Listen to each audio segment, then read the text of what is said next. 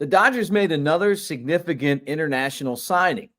Yeah, it's not Roki Sasaki, but they did get Hae-Sung Kim, who is a talented, speedy second baseman out of Korea. Because of that, as they continue to build this roster, they have less room on the 40-man, and that has made available their former number one prospect and a catcher. We're going to talk about what that could mean to the Cubs. Thanks for hanging out with us, guys. Like, subscribe, thumbs up. Let's get the show started. Go Cubs. Great to see everyone today.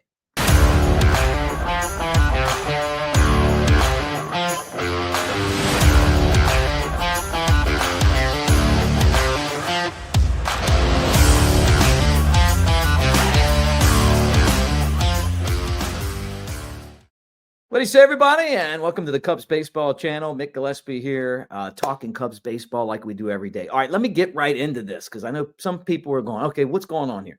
All right, so the Dodgers went out, and again, they won a battle for an international free agent. Hae-Sung Kim is a second baseman. They signed him 3 years, $12.5 million.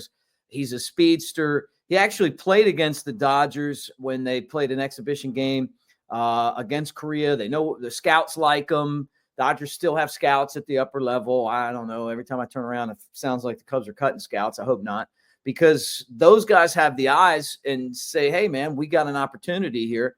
They may have gotten a star. A lot of other teams wanted to get Kim, but they were unable to make a deal. So the Dodgers get him. And that also, by doing that, kind of limits their 40-man roster spots, right? They had to take somebody off that. And that's what I wanted to get into on this show today. With Kim coming in, you had to take someone off the roster. And what it looks like is that one of the top prospects could be available for the Cubs. All right. So I'm talking about Diego Cartaya, who is a Dodgers catching prospect. And, obviously they had to make a tough decision here. He was the number one prospect, according to some publications, 2 straight seasons. And you're talking about having guys like Michael Busch over there. And what we found out with Michael Busch is that one man's trash is another man's treasure, right? Busch, no opportunity to play for the Dodgers because they had Freddie Freeman. They went out and spent, a fortune to sign a free agent. And Busch, who was, we saw last year, solid at first base as a rookie, drew a lot of praise from the Cubs. And he did such a good job that the Cubs may not go out and sign someone like a Pete Alonso, who is still available. The market's kind of hasn't been as flush for him as teams thought. And it would be great to have him. But the Cubs seem very content with what Busch brings to the table. So here's another Dodgers prospect, and it is, a sea of riches over there with LA spending so much money, but takes guys off the roster. So Cartaya is available, and he could be someone that the Cubs would want. Now, Moises Ballesteros is the Cubs' top catching prospect in the upper levels. You got Pablo Aliendo, who is probably a better defensive catcher, but doesn't have the bat of Ballesteros. Ballesteros really feels like he's going to have to continue to do work to be an everyday catcher. Now, what do we have in Cartaya? I guess it just depends on, what you want to look at. And, I didn't see him play, so I don't know anything but what people have told me in numbers, right?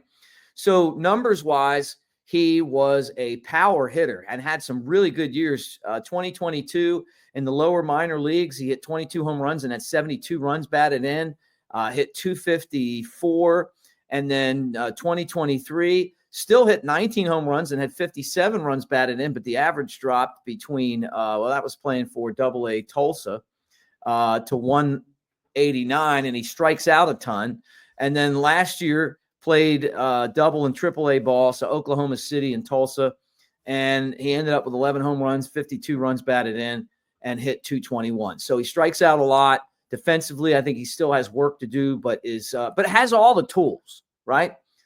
When you talk about Cartaya, what are we talking about here? 6'3" catcher out of Venezuela. I love Venezuelan players. The way that they teach the game over there and the amount of games that they play, these guys seem to always come in with a fire and a passion. I've always really loved the way that Venezuelans play. He's a a leader from what people say, right-handed batter. And again, 6'3", 220. So he's got the size.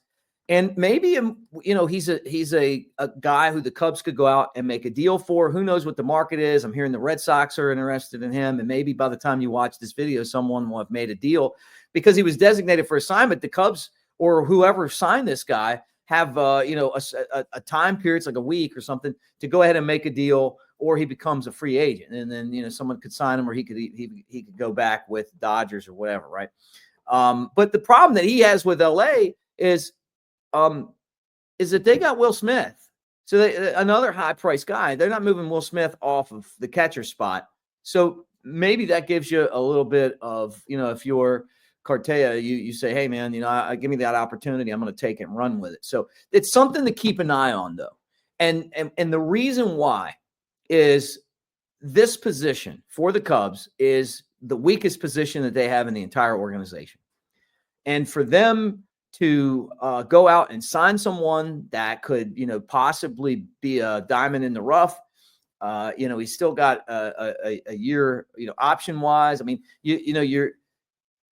I don't think it would be a bad move to go out and get a guy that was a former number one prospect, and he was paid for it when he came over from Venezuela.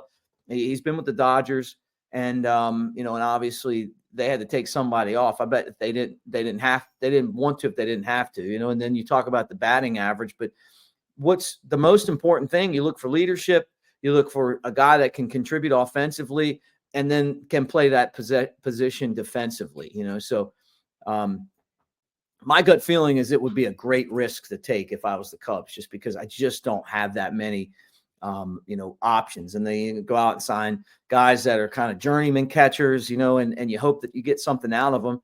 This guy at 23 years old could come in and you might just have, one of the biggest steals, and it happens all the time in the game, and basically in baseball. And when you deal with teams like the Dodgers that have so many good players and are spending so much money, and we kind of run into this too, in a way, where you don't have enough spots on your 40-man roster for these guys because you have so many guys that you want, prospects and stuff. So we'll see what happens. It was worth doing a video on and talk a little catching. But if I'm the Cubs, I'm looking for creative options there to try to figure out how I can get better at that spot. Now, a couple other things. Pete Alonso's stock seems to be going down a little bit. Maybe the Cubs could slide in and make a deal there. But, what I just said before, I think they're content with Michael Busch. But if you ended up trading, say, a Suzuki, then maybe you go get Pete Alonso. I don't know how that would work out. But I'd love for the Cubs to have bona fide power and to go with Tucker in that lineup, right? I mean, if you want to compete with this all-star team the Dodgers are building. And then Alex Bregman, not going to sign with the Cubs. I guarantee it. I just don't think it's going to happen. And we talked about it on video the other day. I'm going to stick by that. I think that's all smoke. It feels like agents and stuff like that. Hey, we know they don't have a third baseman, but you know what?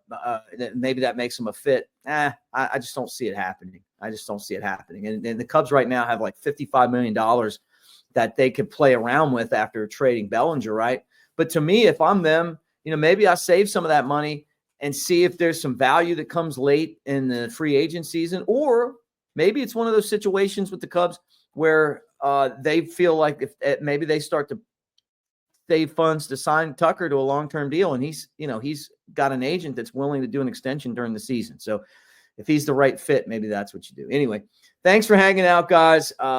Like and subscribe, thumbs up. I'll be back at the studio tomorrow. So, still on vacation, but I had to jump on here and talk to you guys. So have a great day. See you in the comment section. And most importantly, go Cubs.